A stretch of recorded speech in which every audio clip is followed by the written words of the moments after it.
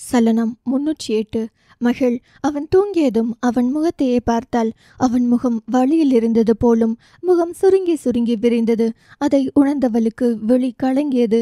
சரி உறங்கட்டும் என்று அறையை விட்டு வெளியே வர அப்போதுதான் ஈஸ்வர் அஞ்சுவிடம், உன்னை போக சொன்னேனில்ல, என்ன பண்ற நீ என்றவன் தீரனை அனுமதித்திருக்கும் அறையிலிருந்து மகள் வருவதை கண்டான். கூடவே தன் மகளின் முகம் அழுததில் சிவந்தும் கலங்கிய கண்களை துடைத்து கொண்டு வருவதையும் கண்டான். அம்மோ! இருவரும் நிமிர, அஞ்சு இப்ப யாரை கூப்பிடுறீங்க, என்னையா அவளையா?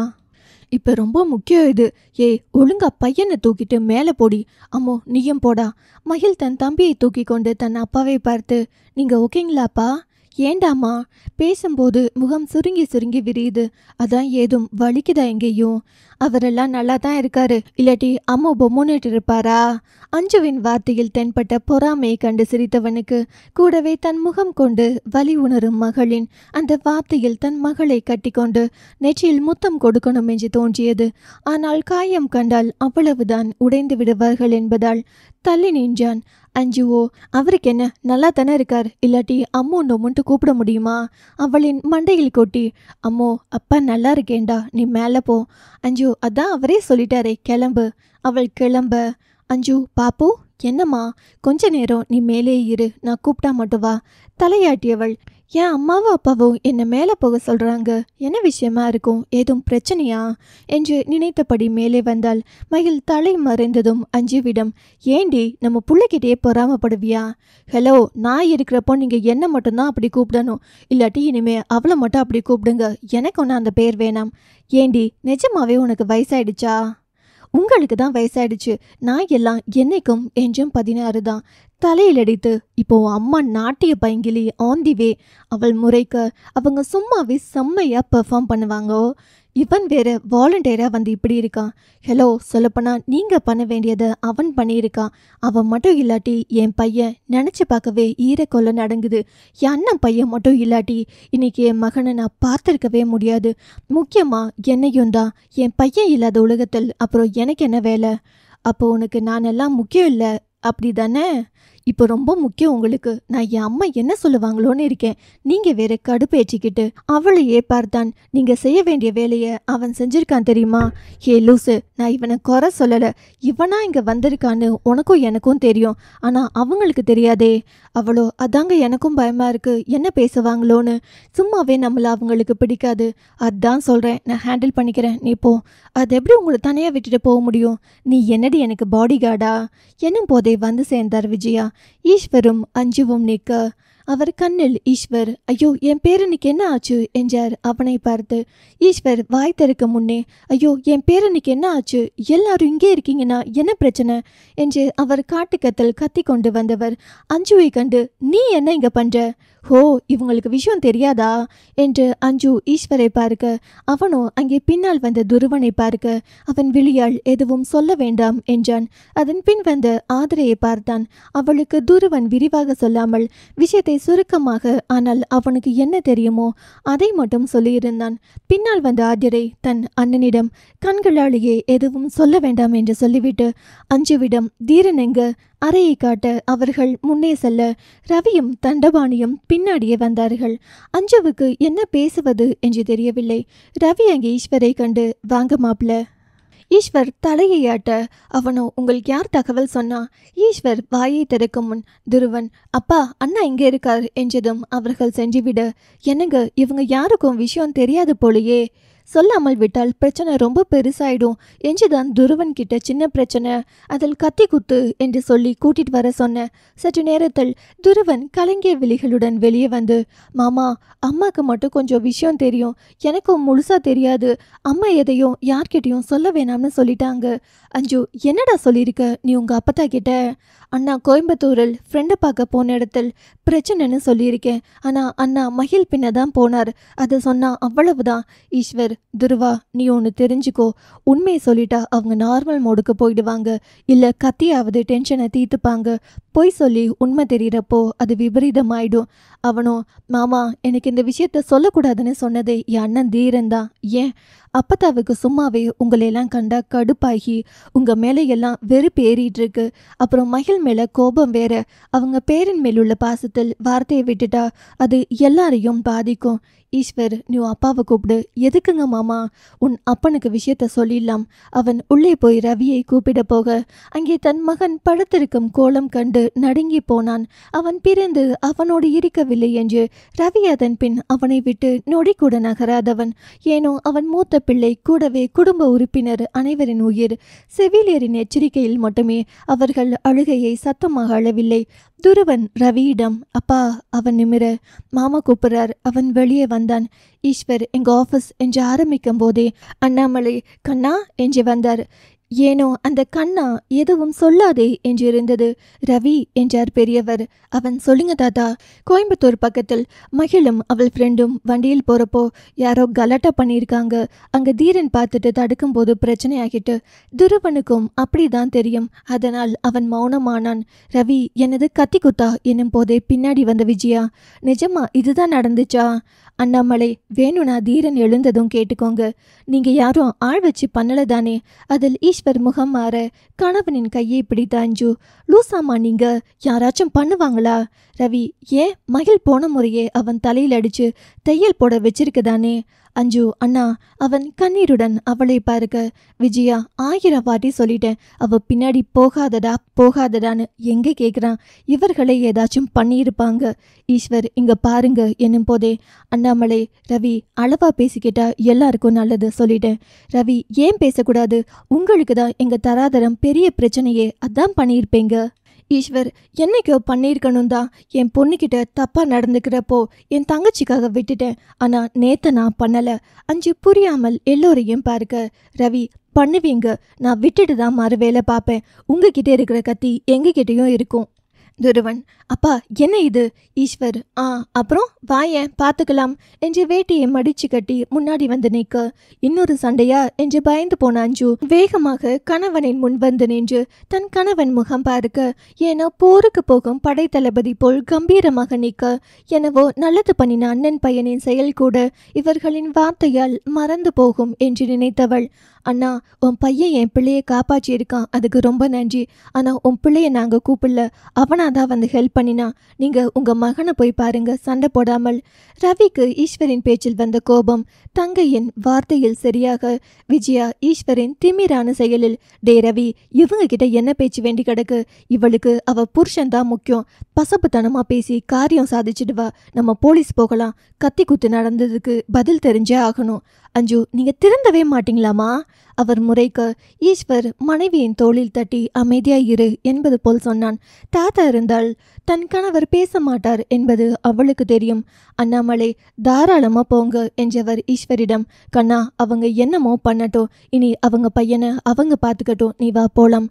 பின்னால் வந்த அதிரை, ஏன் தாத்தா, உங்க பேரனா இருந்தா இப்படி விட்டுட்டு யாரோ போல் போவீங்களா? என் குடும்பத்தில் வளர்ந்த யாருக்கும் மரியாதைனா என்னன்னு தெரியும். தண்டபாணி, ஏன் இப்போ நாங்கள் மரியாதைக்கு என்ன குறை வச்சோம்?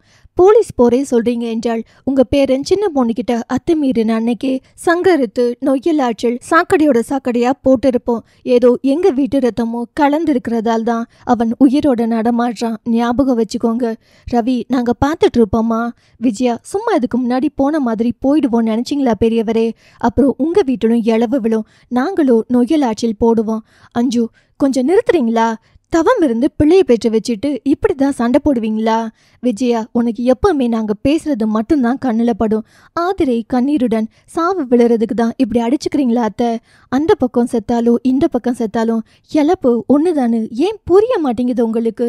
ரெண்டும் உங்க பேர பிள்ளைங்க என்று எப்போ என் பேரனை அடிச்சு நொய்யலாற்றில் போடுவேன்னு சொன்னாங்களோ அந்த நிமிஷத்திலிருந்து எனக்கு பொம்பளை பிள்ளைகளும் கிடையாது, பேர பிள்ளைங்களும் கிடையாது. எனக்கு என் மகன் பெற்ற 3 பிள்ளைங்க மட்டும்தான் எனக்கு வாரிசு. அஞ்சுவுக்கு அந்த வார்த்தை உயிர் போற மாதிரி வலித்தது. அவள் அழ, ஈஸ்வர், உங்களோட வாரிசு சர்டிஃபிகேட் எல்லாம் எங்களுக்கு தேவை கிடையாது. உங்க பையனை நாங்க கூப்பிடவும் கிடையாது. உங்க பையன் முழிச்சதும் என்ன நடந்தது என்று கேட்டுட்டு அப்புறம் போலீஸ் ஸ்டேஷன் பக்கம் போங்க, இல்லாட்டி பொய் கேஸுக்கு நீங்க போகணும். அண்ணம் கண் விழித்து பார்க்க மகிழும் அன்புவும் பக்கத்து படுக்கையில் படுத்திருக்க அன்புவின் காலையும் பேத்தியின் காலையும் அருணாச்சலம் பிடித்து பாதங்களில் இருவருக்கும் மென்மையாக பிடித்து பிடித்து விட்டு கொண்டிருந்தார். மகிழ், வேணாம் தாத்தா, கால் எதுக்கு பிடிக்கிறீங்க? உன் தாத்தாவால் பெரிய உதவியெல்லாம் பண்ண முடியாது, ஏதோ என்னால் முடிந்தது. அண்ணம் அந்த காட்சியை பார்த்து புன்னகைத்து கொண்டு, அம்மாடி, அப்பத்தா, இப்பதான் சாமி எனக்கு உயிரே வருது உங்களை பார்த்த பிறகு. அவள் சிரிக்க, மற்றவங்க எல்லாம் எங்க? மகிழ் சொல்லும் முன்னாடியே அருணாச்சலம், எல்லாரும் வீட்டில். ஏனோ அதற்கு பின் மகிழ் அமைதியாகிவிட, நீங்க வீட்டுக்கு போலையாடா?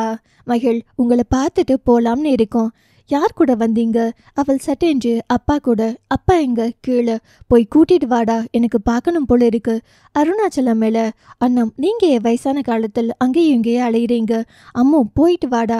அப்பா மேலேயே இருக்க சொன்னாரே, ஆனா அப்பத்தா போக சொல்றாங்க என்று நினைத்து கொண்டே கீழே வர, அங்கே நடக்கும் சத்தத்தில் என்னாச்சு இவங்களுக்கு என்று அவள் நிற்க விஜயா அவளை பார்த்து விட்டார். கத்திய விஜயா அமைதியாகவும் எல்லோரும் திரும்ப அங்கே மகிழ் ஈஸ்வருக்கும் அஞ்சுவிக்கும் ஏனோ தன் பெண்ணை எதுவும் சொல்லிவிடுவார்களோ என்று நினைக்கும் போதே, விஜயா, உன் பெண்ணை காப்பாற்றதானே வந்தான் சொன்னீங்க. ஆமா, உன் பொண்ணுக்கு கீறல் கூட இல்லாமல் நல்லா இருக்கா? ஏன் அன்னைக்கு மாதிரியே உன் பொண்ணு தான் கத்தியில் குத்திட்டாளா? மகிழ், என்ன இவங்க இப்படி பேசுறாங்க என்று நினைக்கும் போதே, அருணாச்சலம், கொஞ்சம் நிறுத்தமா உன் பேச்ச, கொஞ்சம் வாயை திறந்தாலே விஷத்தை கொட்டுற. தண்டபாணி, யாரையா விஷத்தை கொட்டுறாங்க? என் பேர பையனை நொய்யல் ஆற்றில் போடுறேன்னு சொன்னப்போ அமிர்தமா இருந்துச்சோ, இப்போ உங்க பேத்தி வந்ததும் மட்டும் கசக்குதோ? அண்ணாமலை, பேரன் பேரன், வளர்ப்பு சரியில்லாம வளர்த்துட்டு அசிங்கமா நடந்தவன என்ன பண்ண சொல்றீங்க? ரவி, உங்க பேத்தியை தொட்டதுக்கு இன்னைக்கு குதிக்கிறீங்களே, அன்னைக்கு நான் துடிச்சப்போ இனிச்சதோ? இதோ உங்க பேரன் எங்க பிள்ளைகிட்ட எப்படி நடந்துகிட்டாராம்? ஈஸ்வர், ஹே, நீ எல்லாம் இன்னும் புரிஞ்சு நடந்துக்கிற ரகம் இல்லையாடா? என் பொண்டாட்டிக்கு என்னைய பிடிக்கும், என் மகளுக்கு உன் பையனை பிடிக்காது, இதுதான் விஷயம். வேணும்னா உன் சின்ன மகன்கிட்ட கேளு. ஏனோ என் மகளுக்கு பிடிக்காது எனும் போதுதான் அவன் மனசுக்குள் குடி வந்திருந்தான். அவளுக்கு தூக்கி வாரி போட்டது. துருவன், மாமா சொல்றது சரிதானுங்கப்பா. எல்லோரும் மௌனமாக இருக்க அண்ணாமலை, என் பெரிய பேத்தியை லவ் பண்றேன்னு சொல்லிட்டு சின்ன பேத்தியிடம் அத்துமீறும் வளர்ப்பு செம. ஏனோ பேரனை குறை சொன்னதும் பொங்கிய விஜயா, ஆமா ஆமா, அக்காவுக்கு பிடித்த மாப்பிள்ளை என்றாலும் தங்கச்சிக்காரி தள்ளி நிக்கணும். ரூம் கூட்டிட்டு போனா அதில் அண்ணாமலையும் ஈஸ்வரும், ஏய் என்ன பேசுற? விஜயா, உண்மை, உங்க மக என் பேத்தி விஷயத்தில் ரூம்குள்ள போய் நின்னு என் மகனை மயக்கினாள். அப்புறம் ஆம்பளை பையன் சும்மாவா இருப்பான்? அந்த வார்த்தையில் மகிழ் கூனி கூறுகி நின்றாள். அவளின் கேவல் கண்ட துருவனுக்கும் ஆதிரைக்கும் வலித்தது. ஏனோ பேரனை சொல்லிவிட்டார்கள் என்று கூசாமல் பொய் பேச மாமியாரை மொத்தமாக வெறுத்து விட்டாள் அவள். அவள் திரும்பி கணவனை பார்க்க, அஞ்சு திரும்பி கணவனை பார்க்க, அவனோ திரும்பி மகளை பார்க்க, அவள் கண்ணில் நீர். அதை கண்டவுடன் ஈஸ்வர் கையை தூக்கும் போதே அஞ்சு அதை பிடித்து கொண்டு, வேணாங்க, அவங்களுக்கு தான் வயசு கேட்ட அறிவில்லை, நீங்க அப்படியா? அந்த பொம்பளைய மரியாதையா பேச சொல்லுடி, இல்ல கொலகாரனா மாறிட போறேனா? நாம எங்க சாக்கடை மேல கல்லெறியணும், வாங்க போகலாம். உன்ன மாதிரி தான் உன் மகளும் போல, நீயும் கேரளா எல்லாம் போனவள் தானே? அந்த வார்த்தை அவளுக்கு வலித்தது. அஞ்சுவுக்கு அந்த நொடியே பெற்றவள் மேல் இருந்த மரியாதை பாசம் எல்லாம் அச்சு போனது. நீங்க எல்லாம் என்ன பொம்பளை? சே! ஆதிரையும் துருவனும் முன்னாடி வந்து நின்று சாரி சொல்ல, விஜயா, ஏ, உன் பையனை குறை சொல்றாங்க, சாணி மாதிரி இருக்க.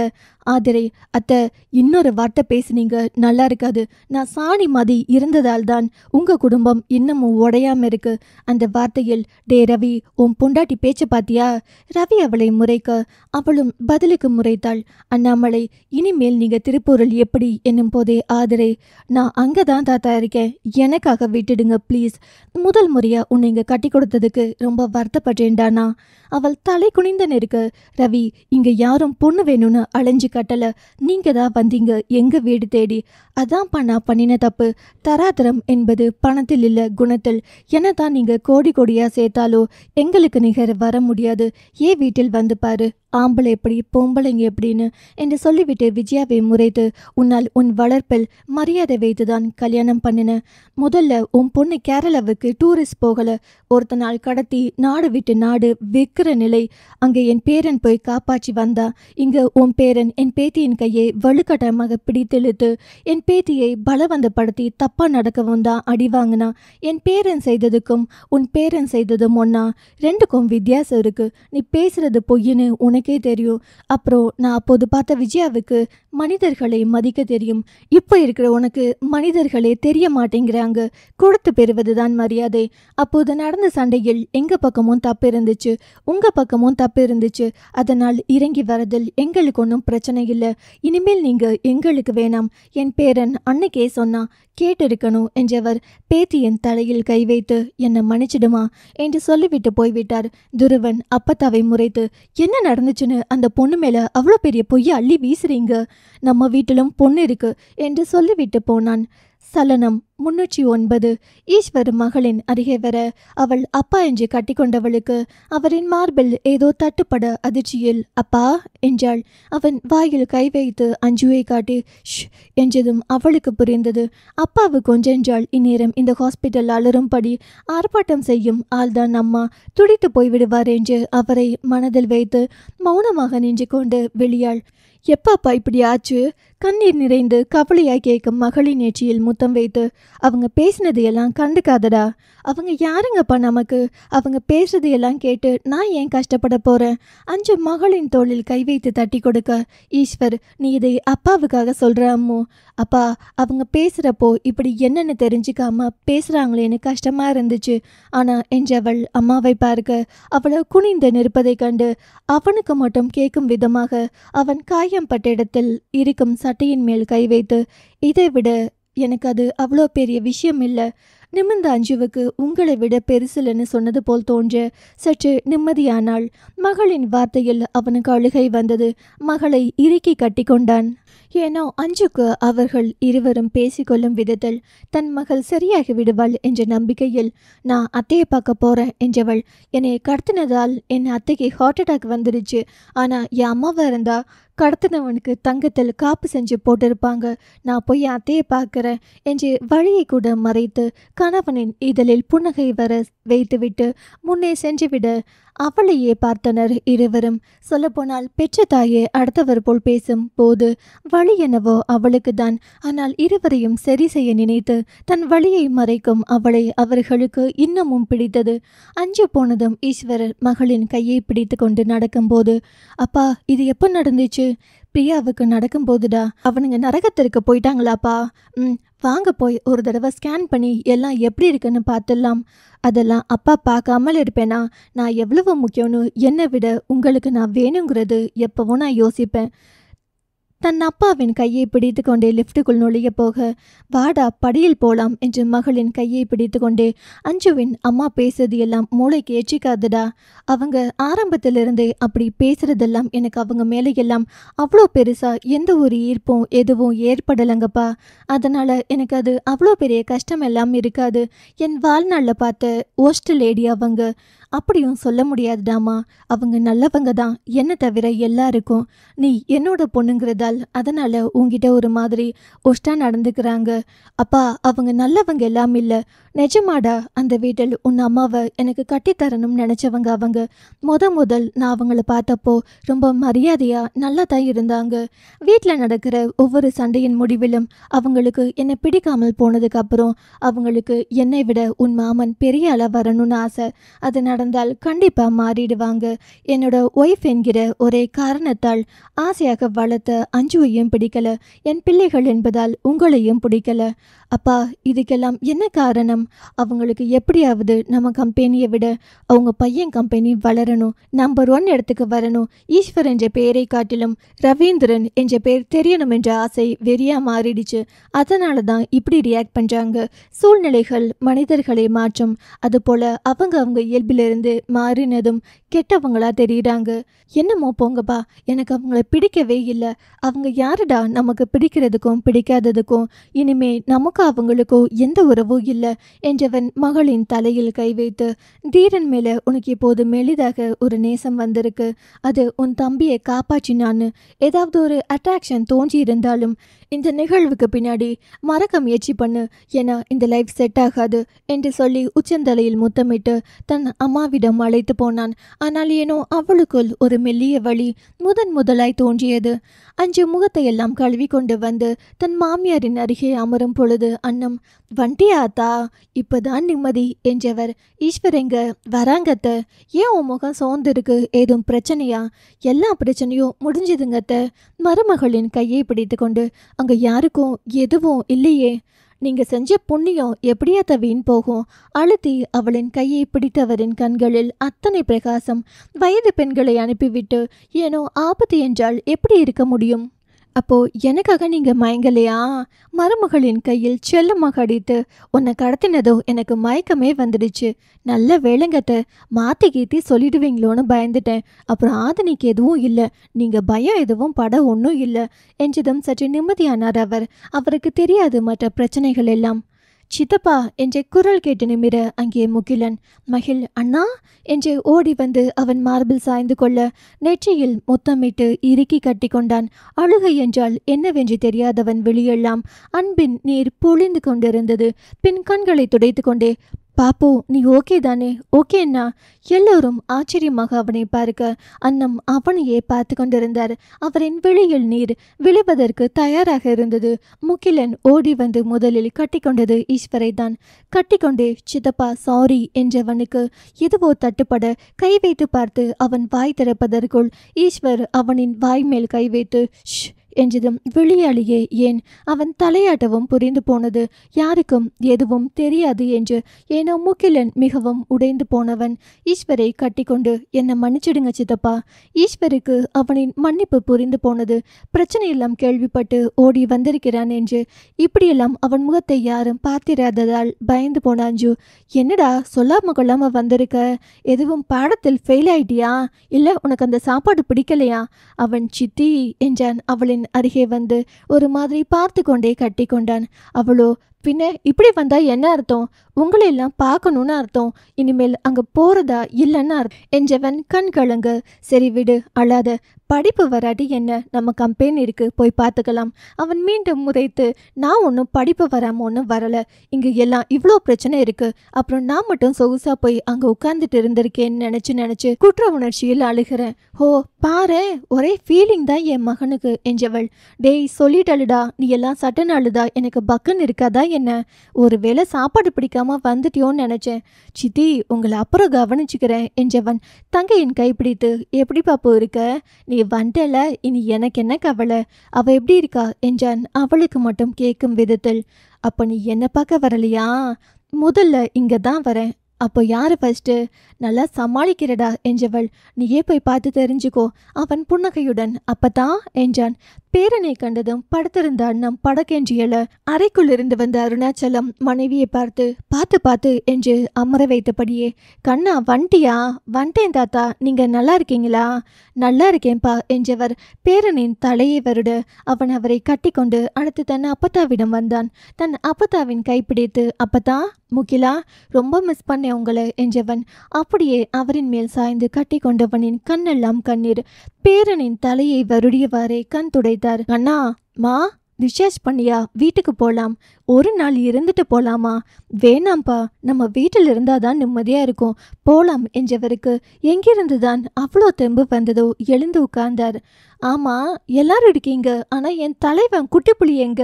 மகிழ் கை காட்ட அங்கே உறங்கி கொண்டிருந்தான் நிம்மதியாக. என்னது என் தலைவன் தூங்குறான், நான் வந்த பிறகும் தூங்கலாமா என்று ஓடி போய், டே குட்டிப்புலி அண்ணம், டே அவன் ஒருத்தன் முழிச்சிருந்தாலே எல்லாருக்கும் ப்ரெஷர் வர வச்சிடுவான்.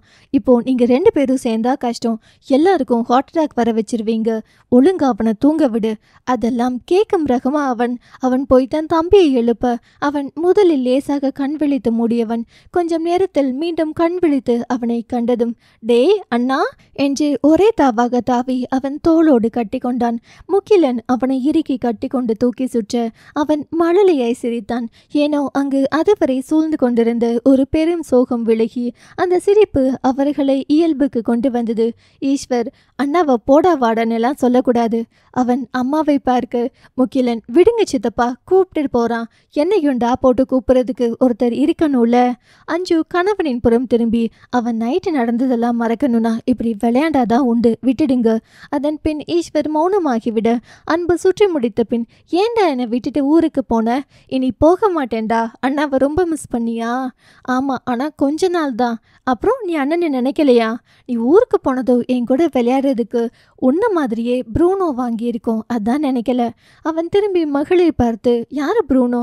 அவள் நாய்க்குட்டிய அவன் அப்படிதான் சொல்றான். அஞ்சு, என் பையன் சரியா தானே சொல்றான். நீயும் அதுவும் ஒண்ணுதான். சித்தி, நான் நாயா? நாய் நஞ்சு உள்ளதுடா. எல்லாரும் சொல்லுவாங்க நீ அப்படியே உன் சித்தி மாதிரின்னு. அப்ப கரெக்டா தான் இருக்கும். அவள், டேய் உன்ன எனும் போதே, அன்பு, நானும் தான் அம்மா மாதிரி, நம்ம எல்லாரும் ஓரினம்டா என்று முகிலன் அவனை கட்டி கொண்டான். அண்ணம் இந்த சிரிப்பினை எல்லாம் பார்த்துவிட்டு, கண்ணா சீக்கிரம்பா, டாக்டர் கிட்ட சொல்லிட்டு கிளம்பலாம்ப்பா. முகிலன் வேகமாய் மகிழிடம், பிரியா எங்க இருக்கா? கீழே. சரி, நான் போய் பார்த்துட்டு வரேன் என்று அவன் கீழே போனான். அவன் போனதும் அன்பு அவன் பின்னாலேயே ஓடினான். தம்பியை பிடிக்கிறேன் என்று மகளினியும் பின்னாலேயே போனாள். சலனம் 310. முகிலன் கீழே பிரியாவின் அறைக்கு போலாம் என்று வர அங்கே ஆதிரை அமர்ந்திருக்க, அத்தை என்றான். முகிலா, எப்போ வந்த? இப்போதானுங்க, நல்லா இருக்கீங்களா என்று அவன் ரவியை பார்த்து மாமா என்றான். அவனுக்கு இங்கே நடந்தது எதுவும் தெரியவில்லை என்பது அவன் பேச்சிலேயே புரிய அவன் புன்னகைத்தான். தீரன் பற்றி தெரியாததால் அவனுக்கு அன்பு ஓடி வந்து, டே அண்ணா, ஏன் நிற்கிற? அவன் பின்னால் ஓடி வரும் மகிழ் பார்த்து, எந்த ரூம்? அவ ரூம் சொல்ல அவன் போய்விட்டான். மகிழ் வருவதற்குள் அன்பு அத்தை என்று அவளின் முன்னாடி போய் நிற்க அவள் கட்டி கொண்டாள். அருகே இருந்த துருவனுக்கே அவனின் அத்தை என்ற வார்த்தை கேட்டு பாட்டியின் மேல் அத்தனை கோபம். ஆதிரையாள அவன் கண் துடைத்து, மாமா எங்க? அவள் ரவியை காட்ட, நோ நோ, தீரன் மாமா. ஆதிரை ஆச்சரியமாக அவனை பார்த்து, உனக்கு தீரன் தெரியுமா? மாமா என்றான் மழலை மொழியில். யாரிடமும் பேசாதவனை இவனுக்கு எப்படி தெரியும் என்ற ஆச்சரியம் ஒரு பக்கம், மாமா என்ற உரிமையான வார்த்தையின் அர்த்தம் ஒரு பக்கம். அவன் முகம் எங்கும் முத்தமிட்டு அவனை பார்க்க, மாமா பார்க்கணும் என்றான் அதே குரலில். அவள் தீரன் இருந்த அறையை காட்டினாள். ரவி மனைவியை பார்க்க, பாருங்க குழந்தை இவன், உங்க அம்மா இவன்கிட்ட எப்படி நடந்துக்க போறாங்கன்னு. எங்க வீட்டில் பிள்ளைங்களுக்கு மரியாதையும் உறவு முறையும் சொல்லி கொடுத்து வளர்த்துருக்காங்க. ஆனால் உங்க வீட்டில் நம்ம வீடு நம்ம என்று பேசும் ஆதிரை முதன்முறையாக பிரித்து பேசுவதையும் கவனித்தான் ரவி. அந்த நேரம் அன்புவுக்கு கதவு எட்டாமல் திறக்க கஷ்டப்பட்டு நிற்க ஆதிரை தன் கணவனை பார்க்க, அவனோ ஏய் கை வச்சுக்காத என்று ஓடினான். அன்பு தீரன் அறைக்குள் போகும் முன் பின்னாடியே ஓடி வந்த மகள் அவனை தூக்க ரவி மகளை பார்த்தான். அழுது அழுது முகம் வீங்கி இருந்தது. கோபம் சில நேரங்களில் இயல்பை மீற செய்யும். ஏனோ அந்த நேரம் வார்த்தைகளை விட்டாலும் தன் முன் அழுது நிற்கும் மகளை காணும் போது அஞ்சுவின் முகம் கண் முன் வந்து போனது. ஏனோ தவறு செய்கிறோமோ என்று உள்மனம் எடுத்துரைக்க, அவளோ குட்டி போலாவா? அவனோ அக்கா மாமா நம்ம அப்புறம் பார்க்கலாம், இல்லை இப்பவே பார்க்கலாம் என்றவன் குதித்து அறைக்குள் போக மகளுக்கு என்ன செய்வதென்றே தெரியவில்லை. ரவி கதவை திறக்க அன்பு ஓடினான். பின்னாடியே ரவியும். மகள் திறந்த கதவின் வழியே அமர்ந்திருக்கும் விஜயாவை பார்த்து அப்படியே நின்றாள். கூடவே அவளின் கண்கள் அங்கே படுத்திருக்கும் அவனை கண்டு கண் கலங்கியது.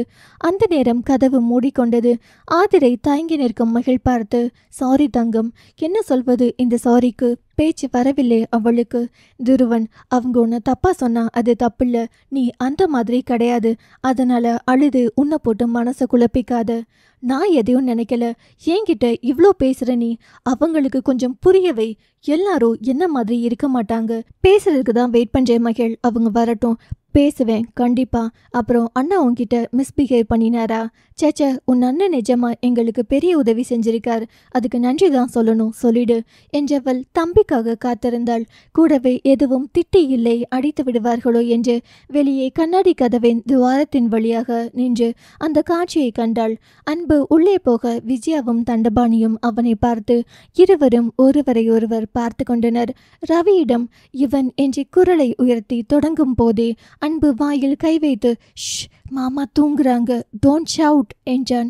அவர்கள் மௌனமாகிவிட்டனர். அவனோ அங்கே படுத்திருக்கும் தீரனின் அருகே போய் எக்கி எக்கி மெதுவாக மாமா என்றான். அவன் வழியில் முனகினான். குழந்தை எக்கி எக்கி நிற்பதை கண்ட ரவி அவனை தூக்கி தீரனின் அருகே அமர வைத்தான். விஜயா மகனின் செயலை கண்டு கணவனிடம், என்னங்க நடக்குதுங்க? ஆடு பகை குட்டி உறவு என்றார். இது ஆடு புலி உறவுங்க. அவங்களுக்கு நம்ம ஆடு, நம்மளே போய் சிக்கிட்டா அவங்க நம்மளை தின்னிடுவாங்க. ஒரு தலைமுறையோட அடிமை வாழ்க்கை போதும். என் பேரன் எப்போது எனக்கு ராஜாவா தான் நிற்கணும். மனைவியின் பேச்சு செயல் தவறு என்றாலும் அவர் நடந்துக்க அடிப்படை காரணம் என்னவோ சரி என்பதால் மௌனம் அவரிடம். அன்பு தன் பிஞ்சு விரலில் தீரனின் வயிற்றில் இருக்கும் கட்டு பார்த்து அந்த காயத்தில் கை வைத்து வருடி, சரியாயிடும் மாமா என்றான். ரவிக்கு ஏனோ எங்கேயோ இதையெல்லாம் இழந்து விட்டோமோ என்ற ஒரு உணர்வு. அவனையே பார்க்க அன்பு ஏக்கி தீரனின் கழுத்தில் கை வைத்து, ஷ், சுடுது, காய்ச்சல் மாமாக்கு என்றான். ரவி கை வைத்து பார்க்க அங்கே நெருப்பாக சுட்டது. ரவி டாக்டர் கூப்பிட திரும்பும் போதே அன்பு மாமா என்னும் போதே அவன் கண் விழித்தான். ஐ, மாமா முழிச்சிட்டாங்க என்றான். தீரன் இதழில் வழியிலும் ஒரு குறுநகை. ரவி கண்ணீருடன் மகனை பார்த்தான். தீரன் விழி அன்புவை விட்டு நகரவில்லை. அன்பு, பயப்படாதீங்க, காய்ச்சல் சரியாயிடும். குழந்தை தான் அவன். ஆனால் அன்புவின் அன்பை பெறுவது அவ்வளோ கடினம் என்று கடந்த நாட்களில் கண்டிருக்கிறான் தீரன். அந்த வார்த்தையில் அவன் வாயிலிருந்து வருவது எல்லாம் தாய் குழந்தைக்கு சொல்லும் ஒன்று. தன் அத்தை அவனுக்கு சொல்வதை அவன் தனக்கு சொல்கிறான் என்று புரிந்து அவன் அவனையே பார்க்க, அன்பு மாமா ஐ லவ் யூ. அந்த வார்த்தை கேட்கும் போதே ஏதோ ஒரு இனம் புரியாத உணர்வு அவனுக்கு. லவ் யூ மை டியர் என்றான். தீரனின் முகத்தில் கண்ட புன்னகை ரவிக்கும் புன்னகையை வரவைத்தது. தீரனுக்கும் அன்புவுக்கும் நடக்கும் உரையாடல் கேட்ட மகிழ் கொஞ்சம் புரிந்தது. தன் குடும்ப உறுப்பினர்கள் தாண்டி தன் தம்பி இப்படி யாரோடும் உறவாட மாட்டான். ஆனால் இந்த பிணைப்பு எதை நோக்கி பிரயாணப்பட போகிறது என்று நினைக்கும் போதே பயமாகி போனது அவளுக்கு. தீரன், அக்கா எங்க? அன்பு வெளியே கை நீட்ட வேகமாக மகிழ் மறைந்து கொண்டாள். ஆதிரைக்கு அவளின் பாடு புரிந்தது. அதுவரை அமைதியாக இருந்த விஜயா அவ எதுக்கு? அப்போதுதான் அவர்களை எல்லாம் தீரன் பார்த்தான். அப்பதா என்றான் வழியோடு. அவரோ, பட்டது எல்லாம் போதாதா? காயம் கொடுத்தவளை மறுபடி பார்க்கணுமா? அப்பதா, அவளுக்கும் இதுக்கும் எந்த சம்பந்தமும் இல்லை. அவளை எது ஹர்ட் பண்ணிடாதீங்க. பேரன் அவளின் பக்கம் சாய்ந்து விட்டான் என்று புரிந்தது. எது நடக்கக்கூடாது என்று நினைத்தாரோ அது நடந்ததை நினைத்து உடைந்து போனார் அவர். அவன், அப்பா மகிழ் கூப்பிடுங்க.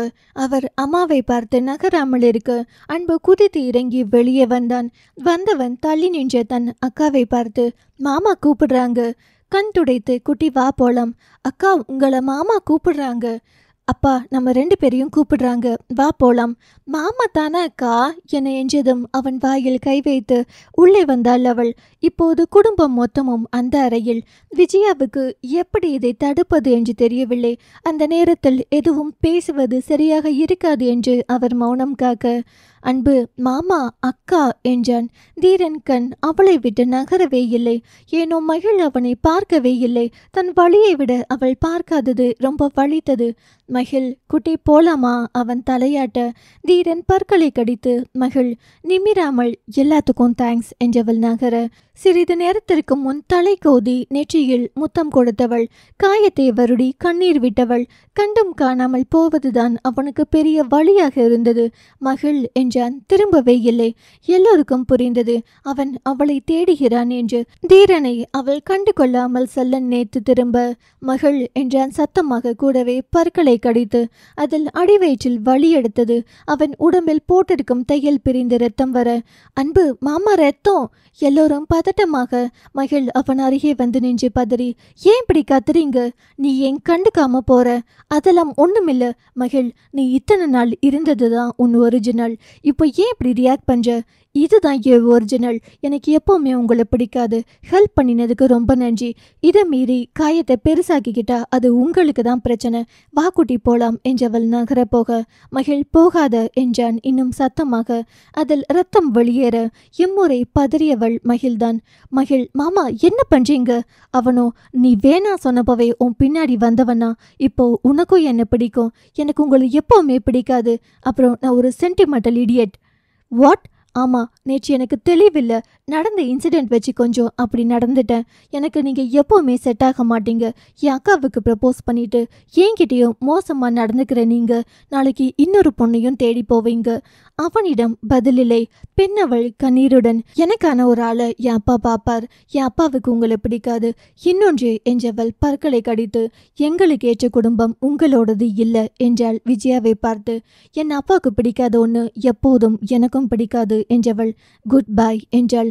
வழியை மறைத்து ஒரு கம்பீரத்துடன்.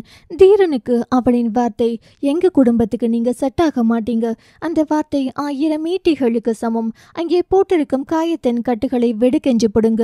எல்லோரும் தீரா என்றனர். ஏனோ அவளே பயந்து நிற்க, அவனோ, அப்பா ரவி, தீரா என்ன பண்ற? வேற ஹாஸ்பிட்டல் போலாம், ரத்தம் போகுதுடா. போகட்டும், யாரோட காசிலும் நான் இங்கே இருக்க மாட்டேன். சீக்கிரம் போலாம், இனி இங்க வேணாம்.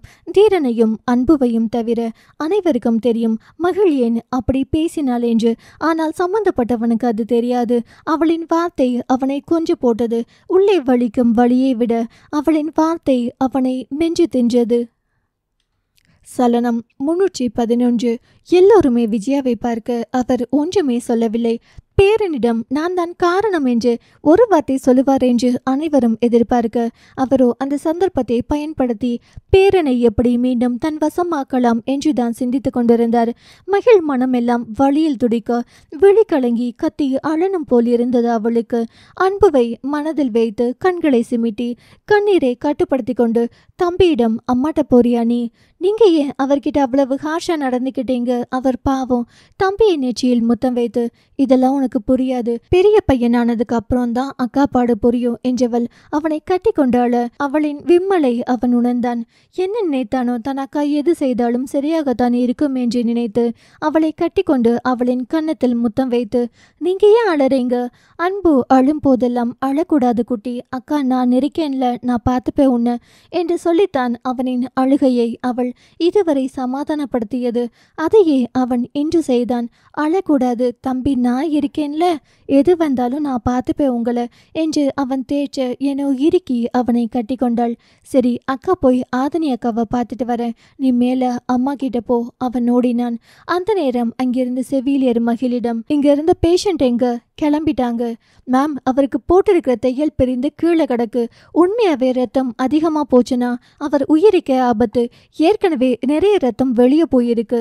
எங்க அவங்க என்றதும் மகள் கையை காட்ட, அவளோ வேக வேகமாக செல்போனை எடுத்து தனது டாக்டருக்கு அழைத்து கொண்டே ஓடினாள். சற்று நேரத்தில் மருத்துவரின் சத்தம், என்ன பண்றீங்க? கத்தி குத்த அவ்வளவு ஆழம். நீங்க வேற எந்த ஹாஸ்பிட்டல் வேணாலும் போய்க்கோங்க, எனக்கு ஒன்றும் பிரச்சனை இல்லை. ஆனா என் ஹாஸ்பிட்டல் இருந்து போகும்போது உயிரோட போகணும், அது எனக்கு ரொம்ப முக்கியம் என்று சாணக்கியாவுக்கு ஒரு உயிரை காப்பாற்றுவதின் மெனக்கெடல் அவரின் வார்த்தையில் புரிந்தது. டாக்டர் சாணக்கியா என்றால் சுற்று வட்டாரமே அறியும். ரவியும் அறிந்ததால் அப்படிப்பட்ட மருத்துவரை வந்து பேசும்போது காயத்தின் ஆழத்தை உணர்ந்த ரவி, தீரா அமைதியாயிரு, ஹாஸ்பிட்டல் உள்ள போகலாம் என்று மகனை பார்த்து பேசிக்கொண்டே, டாக்டர் நீங்க பாருங்க, யார் இந்த காயத்திலிருந்து தையல் பிரித்தது? அவன்தான் கோபத்துல என்று ஆதிரை கழுகை, முட்டாள்தனமா பண்ணி உங்க உயிரை போக்கிறாதீங்க தீரன் என்று திட்டிக்கொண்டே சாணக்கியா வேகமாய், nurse, yes doctor, operation theatre ready பண்ணுங்க, எஸ் டாக்டர், அனஸ்தீசியா கொடுக்கணும், அதுக்கு டாக்டரை வர சொல்லுங்க என்று கத்த செவிலியர் வேக வேகமாய் கட்டளையிட்ட பணிகளை நடத்துவதற்காக ஓடினாள். தீரன், நீங்க இன்னைக்கு கண்மூடி தூங்காட்டி உங்களுக்கு தான் கஷ்டம். எனக்கு தூக்கம் வரல டாக்டர், வரவும் வராது. அப்போ காயம் அவ்வளோ ஆழம் தீரன். உண்மையை சொல்லணும் என்றால் நீங்க ஈஸ்வரின் உறவினர் என்ற ஒரே காரணத்தில் தான் இங்க அட்மிட் பண்ணியிருக்கேன். நான் நேற்று உங்களை அட்மிட் பண்ண தயங்க அவரின் ஒய்ஃபும் அவங்க பொண்ணும் ப்ளீஸ் பண்ணினாங்க. இதே வேற ஒரு பேஷண்டா இருந்தா ஹாஸ்பிட்டலுக்கு உள்ளேயே விட்டிருக்க மாட்டேன். ஆதிரை ரவியை பார்க்க, ரவி தன் அம்மாவை பார்த்தான். எல்லோருக்கும் காயத்தின் வீரியம் புரிந்து எதுவும் பேசாமல் மௌனமாய் இருக்க, தீரனுக்கு ஏனோ உங்களுக்கும் எங்களுக்கும் ஒத்து வராது என்றவள் கொடுக்கும் உயிர் வேண்டுமா என்றுதான் தோன்றியது. பின், அப்பா என்னை கூட்டிட்டு போங்க என்றான் ரத்தம் வழிய வழிய. தாராளமா போங்க, உங்க பையனின் உயிருக்கு நீ உத்தரவாதம் நான் இல்லை. அதில் குடும்பம் மொத்தமும் பயந்து விட்டது. ஏனோ அவர்கள் பேசிக்கொண்டிருக்கும் போதே அங்கே வந்த மகள் அந்த வார்த்தையில் பயந்து விட்டாள். மகள் அங்கே வந்து, டாக்டர் ப்ளீஸ், இன்றும் நேற்று போல் கண்ணீரோடு மருத்துவரை பார்த்து கெஞ்ச தீரன் அவளின் விழிகளை பார்த்தான். திமிர் பேசும் விழிகள் தனக்காக இன்னொருவரிடம் மன்றாடுவதை கண்டான். சாணக்கியா, நேற்றைக்கு இந்த பொண்ணு உங்களுக்காக கண்ணீர் விட்டாங்க தீரன் என்னும் போதே மகிழ் அவனிடம் மாமா ப்ளீஸ் என்றதும் அவனின் கை அவளின் கையை பிடித்தது. இனி விளையாட்டுக்கு கூட அப்படி பேச மாட்டேன் சொல்லு என்னும் போதே உடம்பிலிருந்து அதிகப்படியான ரத்தம் வெளியேறி கண் சொருக அவளோ டாக்டர் மயக்க மருந்து கொடுத்து இவரை கொஞ்சம் உறங்க வைங்க டாக்டர். சாணக்கியா மகளை பார்த்து அவளின் தலையில் கை வைத்து என்ன மயக்க மருந்து கொடுத்தாலும் உறங்காமல் விழித்தவர் தையல் போடும்போது வலியோட படுத்திருந்தவருமா இப்போது இவ்வளவு வலியோடு அந்த தையலை பிரிக்கிறார் என்றால் இது கோபத்தினால் வந்த பைத்தியக்காரத்தனம். என்ன சொல்வது? கோபத்தினால் எடுக்கும் முடிவுகள் எல்லாம் வீண் என்று எப்படி புரிய வைப்பது? அதுவும் உயிரோடு விளையாட்டு ரொம்ப கஷ்டம்தான். இந்த மாதிரி கேரக்டர் உள்ளவர்களை சமாளிப்பது என்று சொல்லிக்கொண்டே அவன் தூங்குவதற்கான மருந்தினை செலுத்தினார் அவர். பெண்ணவள் அவன் உறங்கியதும் கைகளை விளக்க நினைக்க பிடி இறுகியது. மெல்ல மெல்ல உருவினாள். அவன் விழியில் இருந்த நீர் அதை கண்டு கொண்டே மெல்ல அவ்விடம் விட்டு நகர்ந்தாள். ஏனோ வாழ்நாள் முழுவதும் எல்லாம் படப்போகும் காயத்திற்கு இந்த காயம் எவ்வளவோ மேல் என்று தன்னை தேற்றிக்க ஒரு இடம் வேண்டும். அதற்கென்று யோசிக்கும் போதே தேவளைத்தான். காயத்தை ஆற்றும் மருந்து என்னவோ அவன் வருகைத்தான் என்று அவனுக்காய் காத்திருந்தாள் அவள். அந்த பக்கம் போனதும் துருவன், அப்பத்தா பாத்தீங்க தானே, மகிழ் வந்து உங்க பேரனை மயக்கல, ஆனா உங்க பேரன் தான் மகளிடம் மயங்கி கிடக்கிறார். எனக்கு தெரியும் என்றார் ஒரு வார்த்தையில். ஆதிரை, என்ன தெரியும் அத்த உங்களுக்கு? ஒண்ணுமே தெரியாது அவனை பற்றி. உங்ககிட்ட வளர்த்து ஏன் பிள்ளைய நான் இழந்துட்டேன் என்று தலையா அடித்து அழுதாள் அவள். விஜயா, இப்ப எது கழுவுற? நான் கல்யாணமாகி வந்த புதிதில் இந்த வீடு எனக்கு எவ்வளவு பிடிக்கும் தெரியுமா? அதுக்கு காரணம் தன் தங்கச்சிங்களை உயிரா மதிக்கும் அண்ணனான ஏன் புருஷன்.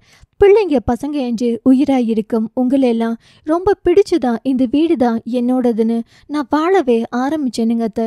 எங்கள் வீட்டில் நாங்கள் 3 பேர் இருந்தாலும் 3 பேரும் உங்கள் பசங்க மாதிரி ஒட்டி உறவாடி விளையாண்டதில்லை. அம்மாவும் வேலை என்று இருக்கும்போது தனியாகவே இருந்தேன். உங்கள் பிள்ளைங்க 3 பேரையும் பார்க்கும்போது எனக்கு பொறாமையாக இருக்கும். அவ்வளோ காசு பணமும் கொடுக்காத ஒரு சந்தோஷத்தை நீங்கள் வளர்த்த விதமும் உங்கள் பாசமும் எனக்கு கொடுத்துச்சு. ஆனால் எப்போ உங்களுக்கு பொறாமை, என் அண்ணனை ஜெயிச்சு காட்டணும் என்ற வெறி, அதுக்கு என்ன வேணாலும் பண்ணலாம் என்று நீங்கள் எப்போ மாறினீங்களோ அப்போ நம்ம வீட்டில் இருக்கிற சந்தோஷம் எல்லாம் வெளியே போயிடுச்சு. எங்கள் வீட்டில் 3 பேர் பிறந்து 3 விதமாக வளர்ந்தோம். தாத்தா முதல் முறையாக உங்கள் குடும்பத்தை பற்றி சொல்லும்போது எனக்கு இந்த கூட்டு குடும்பத்தில் வாழணும்னு சந்தோஷமாக இருக்கணும்னு ஆசைப்பட்டு தான் இந்த கல்யாணத்துக்கு சம்மதித்து வந்தேன். ஒரே கருவறையில் இருந்த உங்கள் 3 பசங்க அவங்க பெற்ற பிள்ளைகளை பிரிச்சுட்டாங்க. உங்கள் கருவறையில் ஒன்றா இருந்த 3 பேரையும் பிரித்து யாரோ போல வாழ வைக்கிறீங்க நீங்கள். ஆனால் என்னோட அம்மா எப்போ தன்னோட தப்பை திருத்தி குடும்பத்துக்காக மாறினாங்களோ அப்போ சந்தோஷம் எல்லாம் அவங்க கிட்ட ஒட்டிக்கிச்சு. வேற வயிற்றில் பிறந்த பிள்ளைகளை எல்லாம் ஒரு வயிற்றில் பிறந்த பிள்ளைகளை போல வளர்த்தி ஆளாக்கி ஒற்றுமையா அவ்வளவு அன்புடன் வளர்க்குறாங்க. நிஜமா சொல்கிறேன், இன்னைக்கு நம்ம வீட்டில் நடக்கிற எல்லா பிரச்சனைக்கும் நீங்கள் ஒருத்தவங்க மட்டும்தான் காரணம். விஜயா எதுவும் பேசவில்லை. அவருக்கே தெரியும் தன் மேல் இருக்கும் சிறு தவறுகள். ஆனால் அவரின் இயல்பு தன் பையன் பெரிதாகணும், தன் பேரன் அதை விட பெரிதாகணும். ஈஸ்வர் என்ற வார்த்தை மறைந்து தீரன் என்ற வார்த்தை வளரணும். அவ்வளவுதான் அவரின் ஆசை. அவரின் உலகமெல்லாம் யாரிடமும் தன் பிள்ளைகள் அடிமையாகி விடக்கூடாது என்று. அதற்காக அவர் எந்த எல்லைக்கும் போக தயாராகத்தான் இருந்தார் இந்த நொடி வரை. அப்போது ரவி அமைதியாக இருப்பதை கண்டவள், எங்க நான் உங்களுக்காக என் குடும்பம் வேண்டாம், என் அம்மா வேணாம்னெல்லாம் சொல்லியிருக்கேன். ஆனால் இன்னைக்கு நீங்கள் இப்படி நிற்கிறத பார்த்தா உங்களையே வேணாம்னு சொல்லிடுவேணும்னு பயமாக இருக்குது. பொம்பளை பிள்ளை மட்டும் நான் பெற்றுக்காமல் இருந்தால் நான் இப்போ கூட ஏன் வீட்டில் போய் இருந்திருப்பேன். முதல் முறையாக தன்னை பிரிவதை பற்றி தன் மனைவி சொல்லும்போது ஏனோ கணவனாக குடும்ப வாழ்க்கையில் தோற்று போனது போல் உணர்ந்து தலை கவிழ்ந்தான் ரவி. துருவன் ரவியிடம், ஏனுங்கப்பா நீங்கள் இவ்வளவு அமைதியாக இருக்கீங்கன்னு எனக்கு தெரியும். ஏன்னா நீங்கள் உங்கள் அம்மா மேலே வச்ச பாசம். அவங்க தப்பே பண்ணினாலும் நீங்கள் எதிர்த்து பேச மாட்டீங்க, கேட்க மாட்டீங்க. காரணம் நம்ம லவ் பண்றவங்க நல்லவங்களா இருக்கும்போது ஏத்துக்கிற மாதிரி கெட்டவங்களா இருந்தாலும் ஏத்துக்கணும் என்று நீங்க அம்மா கிட்ட சொன்னதை நான் கேட்டிருக்கேன். அது சரிதான். ஆனா அவங்க பண்ற தப்புகளை கண்டிக்காவிட்டால் கடைசி வரைக்கும் இப்படியே தான் இருப்பாங்க. உங்க குணம் கூட அப்பத்தாவின் தப்புக்கு காரணம்ங்கப்பா. ஆளுமையான அப்பா இல்லாட்டியும் நேர்மையான அப்பான்னு என் சின்ன வயசுல சந்தோஷப்பட்டேன். ஆனா பேச வேண்டிய இடத்தில் பேசாம இருப்பது கூட பல பிரச்சனைகளுக்கு காரணமாய் அமையும். அப்படி இருக்கிறதும் தப்பு தானுங்கப்பா. ரவியின் கண் கலங்கியது. ஆனால் பேசவே இல்லை. காரணம் தன் அம்மா. தன்னை சின்ன வயசிலிருந்து கஷ்டப்பட்டு வளர்த்து ஆளாக்க அவர் பட்ட பாட்டை அவன் அறிவான். எப்பவும் சிரிச்ச முகமாகவும் சந்தோஷமாகவும் இருக்கும் தனது அம்மா தன்னை அவமானப்படுத்தியதால் தான் இன்னைக்கு இவ்வளவு ஆங்காரம் கொண்டவராக மாறியிருக்கிறார். அதற்கு ஆதிரையின் குடும்பமும் ஒரு காரணம் என்று அவன் அறிவான். ஆனால் தனக்காய் எல்லாவற்றையும் விட்டுவிட்டு வந்த மனைவியையும் குறை சொல்ல அவனால் இயலாது. என்ன சூழ்நிலை வந்தாலும் தன் அம்மாவை ஏனோ அவனால் எப்போதும் வெறுக்கவோ குறை சொல்லவோ முடியாது. துளி கூட எதிர்த்தெல்லாம் பேசவே தெரியாது. அப்படி வளர்க்கவும் இல்லை விஜயா அவனை. அவன் சாகும் வரை தாயின் பிள்ளை அவன். குணமும் அப்படிதான். தன் தாயை தவிர இவ்வுலகில் வேறு எதுவும் பெரிதில்லை என்று நினைக்கும் அவன் குணம் அறிவாள். அவனின் அவள். உலகமே எதிர்த்து நின்னாலும் தன் அம்மாவை எதிர்த்து பேசாத அவனின் சுபாவத்தை இனி யாராலும் மாற்ற முடியாது என்று அறிந்த ஆதிரை தன் கணவனை பார்த்து, எனக்கு நீ சந்தோஷமா வாழணும்னு ஆசைப்படுறேன். அதுக்கு நீங்க எனக்கு ஒன்று பண்ணணும். விஜயாவுக்கு புரிந்தது எதுவும் வில்லங்கம் பண்ண போகிறாள் என்று. ஆனால் அவர் பேசவே இல்லை. என்ன, உங்க அப்பத்தாவின் வீடு சும்மா தான் இருக்கு. ஆமா, அதுக்கு என்ன, கொஞ்ச நாளைக்கு அங்க போய் உங்க அம்மாவும் அப்பாவும் இருக்கட்டும். அந்த வார்த்தையில் நெஞ்சு வலி வராத குறைதான் விஜயாவுக்கு. அப்படியே சில என நின்றார். ரவி, ஏய் என்ன பேசுற என்றான் கோபத்தோடு. இனி கொஞ்ச நாளைக்கு என் பிள்ளைங்க நான் நீங்க என்று தனியா இருக்கலாம். நீங்க வரீங்களா இல்ல நான் தனி குடித்தனம் போகட்டுமா ஏன் அம்மா வீட்டுக்கு? ஏனோ பெற்றோரை விட்டு விட்டு வாழும் தனி குடித்தனம். அதை கேட்டதும் ரவியின் கண்ணிலிருந்து கண்ணீர் வந்தது. அதைவிட விஜயாவின் கண்ணிலிருந்து. துருவனுக்கு இந்த தடாலடி பேச்சு அதிர்ச்சியை தான் உண்டு பண்ணியது. தன் அப்பத்தாவால் தன் அப்பாவையும் தன் அண்ணனையும் விட்டுவிட்டு வாழ்ந்தால் உயிர் வாழ முடியுமா என்பது கஷ்டம்தான். துருவன், அம்மா நீ சும்மா இருடா. இத்தனை நாள் எல்லாருக்கும் வாழ்ந்துட்டேன். இனி எனக்காகவும் நான் கொஞ்சம் வாழணும். தீரன் வீட்டுக்கு டிஸ்சார்ஜ் ஆகி வந்ததும் முதல் வேலை தனி குடித்தனம் தான். ஒன்று அத்தை மாமா போகட்டும், இல்ல நம்ம குடும்பத்தோட அப்பத்தாவின் வீட்டுக்கு போயிடலாம் என்று சொல்லிவிட்டு மகனின் அறுவை சிகிச்சை நடக்கும் இடத்திற்கு போய்விட்டாள் அவள். துருவன் அவரிடம் ஊட்டி ஊட்டி வளர்த்த உங்க பேச்சை கேட்டார் அவர். ஏன்னா மகிழ் மேல் அவருக்கு அவ்வளோ லவ். அவ ஒரு வார்த்தை பேசினதுக்கு உயிரை கூட விட துணிகிறார் அவளுக்காக. நீங்க வேணா வேணான்னு சொல்ல சொல்ல அவங்க ரெண்டு பேரையும் சூழ்நிலையும் காலமும் ஏதாவது ஒரு வகையில் சேர்த்து வச்சிட்டு இருக்கா. பார்த்தா ஈஸியா ஒரு பொண்ணை குறை சொல்றீங்க. உங்களுக்கும் பேத்தியா ஒரு பொம்பளை பிள்ளை இருக்கு. மிருதுலாவை யாராச்சும் இவ்வளவு அசிங்கப்படுத்தினா கேட்டுட்டு நீங்க சும்மா இருப்பீங்களா? உங்க வீட்டு பையனை அடக்குங்க பார்த்தா. அப்புறம் ஊரார் வீட்டு பிள்ளைய குறை சொல்ல நமக்கு உரிமை இல்லை. நிஜமா சொல்றேன், எனக்கு உங்களை வர வர பிடிக்கவே மாட்டேங்குது. நீங்க இப்படி மாறினதுக்கு காரணம் பாசம் என்ற பெயரில் நீங்க உங்க மகனையும் பேரனையோ இந்த உலகத்தை ஆள வைக்க போறதா நினைச்சு சாதிக்க போறதா நினைச்சு எல்லார்கிட்ட இருந்தும் அவங்களோட சேர்ந்து நீங்களும் தனிமையான ஒரு உலகத்தில் இருக்கீங்க. அவ்வளவு அழகான சொந்தம் இருந்தும் விளக்கிட்டு இருக்கீங்க என்றவன் அவ்விடம் விட்டு நகர்ந்து போய் அமர்ந்து கொண்டான். ரவி தன் அம்மாவின் அருகே அமர்ந்து அவரின் கையை பிடித்து, அவங்க எல்லாம் சின்ன பசங்கம்மா, அதையெல்லாம் பெரிதுபடுத்தாதீங்க என்ற போது ஏனோ அந்த நொடி கலங்காதவர், எதற்காகவும் தன்னை விட்டு கொடுக்காத விலகாத மகனின் கையை பிடித்து கொண்டு கதறி அழுதார் அந்த தாய். முகிலன் பிரியாவின் அரைக்கதவை திறந்து பார்க்க அவள் ஆழ்ந்து உறங்கிக் கொண்டிருந்தாள். அவள் எழுந்திருக்கும் வரை அவளை தொந்தரவு செய்யாதவன் அவளின் அருகே ஒரு இருக்கையை இழுத்து போட்டு அங்கேயே அமர்ந்து அவளை பார்த்து கொண்டிருந்தான். மகிழ் போன் பண்ணவும் மருத்துவமனை நோக்கி வந்து கொண்டிருந்தான். உள்ளே வரும் பொழுதுதான் அங்கே அர்ஜுனை பார்த்து, இவன் எங்கே இங்க என்று யோசிக்கும் போது அர்ஜுன் அவனின் அருகே வந்து, ஹாய் தேவ், ஸ்கூல் டைம்ல சின்ன பிள்ளைத்தனமா நடந்துகிட்டதுக்கு ரியலி சாரி. எந்த மரத்தடியில் அமர்ந்து இவ்வளவு ஞானோதத்தையும் வாங்கிட்டு வந்திருக்கீங்க ப்ரோ என்று புன்னகைத்தான் அவன். சிரித்தான் அர்ஜுன். பின் நீ எங்க இங்க? அவனை பார்த்து புன்னகைத்த தேவ். சரி, நான் உள்ள முக்கியமான ஃப்ரெண்டை பார்க்க போகணும். மகிழ் தானே? தேவை பார்க்க அவன் நடந்த கதையை சொல்லிக்கொண்டு உள்ளே அழைத்து வந்தான். அதியமான் நொடிக்கு ஒரு முறை ஃபோன் பண்ணி கொண்டே இருப்பதை கண்ட நந்தினி, யாருக்கு இத்தனை டைம் கால் பண்ணுறீங்க? அவங்களே ஹாஸ்பிட்டலில் எவ்வளோ டிஸ்டர்பன்ஸாக பெயினோட உட்கார்ந்துருப்பாங்க. நந்து நீங்க இரு, எனக்கு ஹாஸ்பிட்டல்ல எல்லாரையும் பார்த்தா தான் நிம்மதியா இருக்கும். அந்த நேரம் மருத்துவமனையில் இருந்த சாணக்கியா டாக்டர் ஃபோன் என்றதும் நந்தினி அதை லவுட் ஸ்பீக்கரில் போட அவனும் ஹாய் அதி சார், ஆதினிக்கு ஹெல்த் இஷ்யூ எல்லாம் இல்லை, 3 நாளைக்கு மௌனமாக இருந்தால் அவங்களே இயல்பாகி விடுவாங்க. நீங்கள் காலையிலேருந்து 10 முறை கால் பண்ணிட்டீங்க. சாரி சார், எனக்கு இப்போதான் அவங்கள போய் பார்க்க நேரம் இருந்தது, நான் பிறகு கூப்பிடட்டுமா என்று சொல்லி அழைப்பை துண்டிக்க நந்தினி இடுப்பில் கை வைத்து முறைத்து, அங்கே என் பொண்ணு மகள் இருக்கா, பிரியா இருக்கா, ஈஸ்வர் இருக்கும்போது என் ஆதினியை மட்டும் இத்தனை முறை ஃபோன் பண்ணி கேட்டிருக்கீங்க என்று முறைப்போடு பார்க்க வீட்டிலிருந்து சமைத்து கொடுத்த உணவுகளை எல்லாம் ஒரு பாத்திரத்தில் எடுத்துக்கொண்டு வந்த நிலவன் அவளிடமிருந்து தன் அப்பாவை காப்பாற்றும் பொருட்டு அங்கு வந்து சேர்ந்தவன். அம்மா, சித்தப்பா எங்களை வர சொன்னார் என்று கண்ணடித்து சொல்லிவிட்டு தன் அம்மாவின் அருகே அமர்ந்தான். நீங்க 2 பேரும் போயிட்டா வெறும் போலீஸ்காரர்களை நான் எப்படி சமாளிப்பேன், அதெல்லாம் நான் பார்த்துப்பேன் என்று வந்து நின்ற ஈஸ்வர் அங்கே அதியமானை பார்த்து புன்னகைத்தான். ஒரு பெற்றவனுக்கு பிள்ளையை பார்க்க எவ்வளவு ஆர்வம் இருக்கும், அதை அறிந்து அவ்வளவு வழிகாயத்தோடு ஈஸ்வர் அங்கே வந்தான்.